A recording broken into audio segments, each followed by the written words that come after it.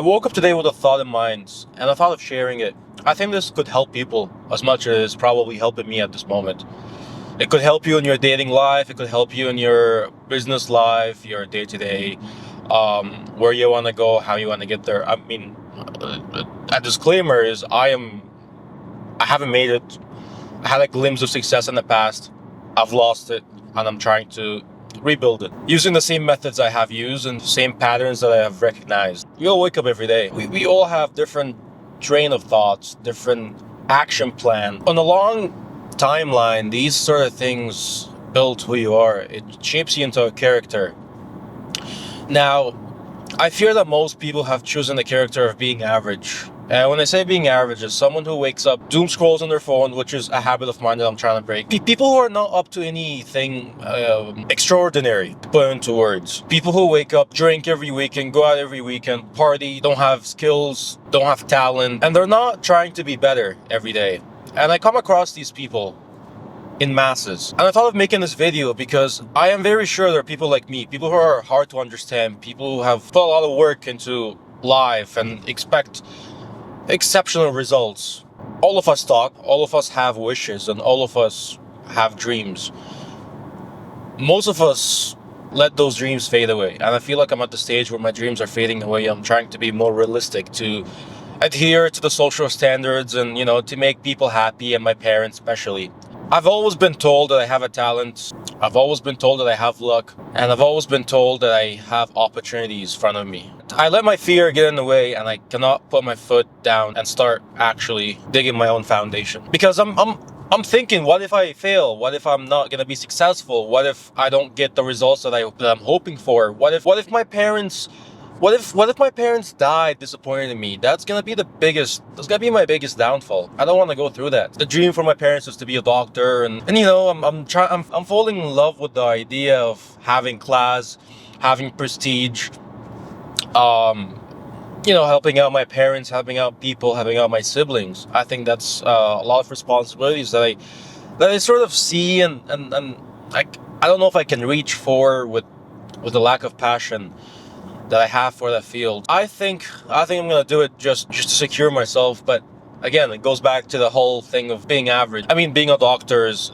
not being average, but when I'm talking about where you're institutionally educated, well, you have a degree, you can make people happy, you can save lives. I'm not sure if that's bringing me any happiness, but I love helping people out, and I'm sure everybody does. We all love helping people out. Has it ever occurred to you where you have $10 in your pocket and you feel generous and you just gave it to someone who's less fortunate?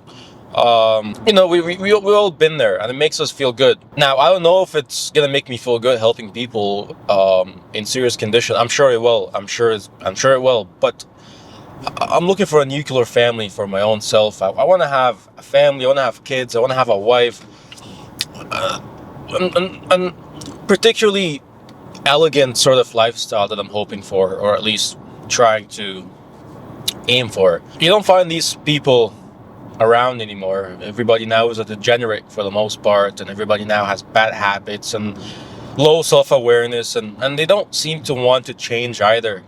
Now, my problem is I have high self-awareness, but I also don't seem to want to change. So am I better than other people? I highly doubt it, but I do want to be better than people. I do want to be better than my own self. Unfortunately, these are the stories that I'm talking about. We all have stories. We all have different experiences that shape us. We go through different experiences. We're more exposed to, more of this earth, more of betrayal, more downfall, more losses, more wins. But doing it in a way where others are also not doing it. So it's not a repetitive path. It's a path that you created, and that what shapes you and molds you into a character. Now, I think I'm special in a sense where I'm really not like other people. I'm not like other people, and I'm very happy that I'm not like other people. I'm only realizing that now when I get to talk to people and get to when they get to share their stories, and I get to sort of give a glimpse of mine, because they won't even understand my story of how mediocre they are. Man, it really sucks. When I was a child, I thought being an adult is, you're gonna have class, everybody around you is gonna be smart, educated, but people are really stupid. People don't think, people don't behave the way they should behave. People are fragile. You know, when you're fragile, you break under any pressure point. You're not trying to aim for a higher target. You're not trying to better yourself. You're so fragile. Everything breaks you. And one thing I'll never forget is I used to work at Nordstrom. I was a chef. And my manager, despite that most people didn't like me very much, given their political views and given mine, it was during COVID. Everybody wore a mask. Everybody was talking about getting vaccinated. I chose not to get vaccinated. I chose not to wear a mask. Here I am. I'm healthy as ever. My manager secretly was also as traditional as I am, but he had this corporate face, and I understood. He pushed me to the ground one day.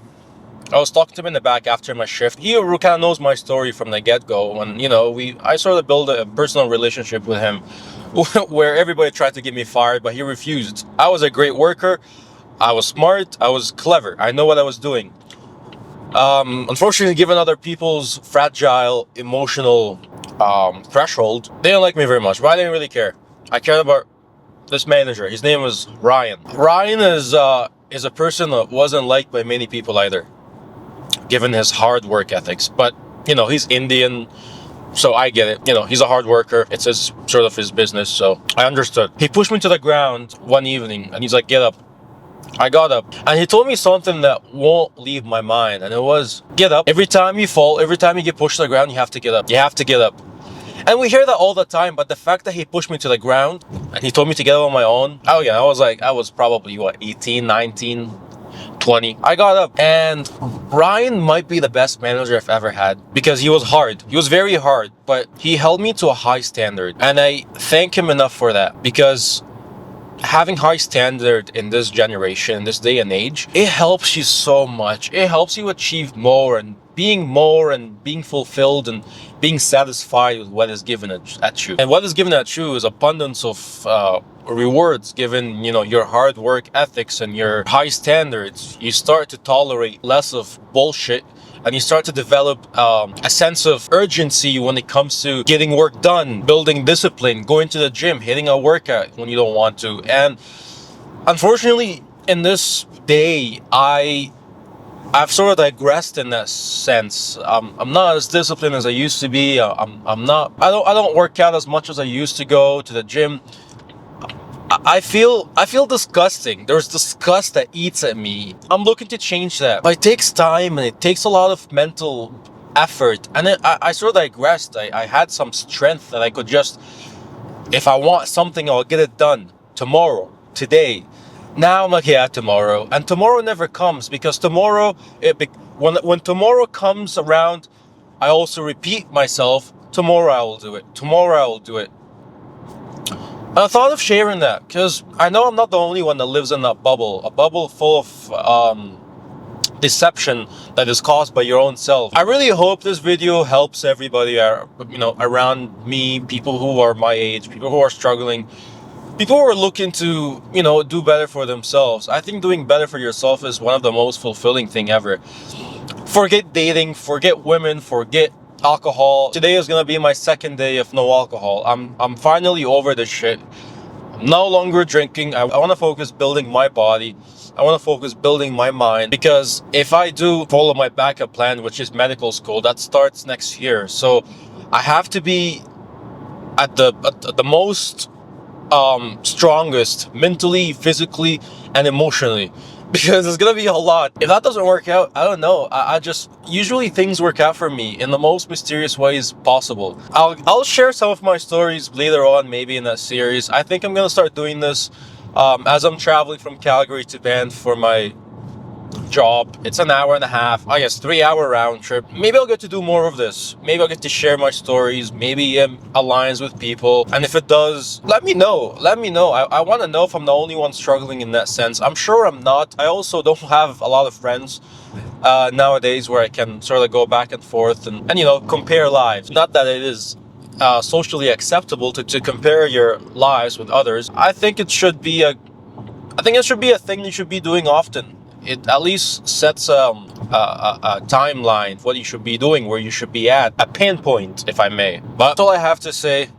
Thank you for listening to my rant. I think I'm gonna be doing more of this. If your mind sort of thinks the same questions I think, then maybe we should connect and we should sort of build a community. Because I think in this generation, in this day and age, where wars are happening all around us and people are dying and problems are occurring on daily basis, I think we should build a community and we should stick together and we should help one another push at least push one another to a target of their own. Again, thank you so much. I'll see you in the next one.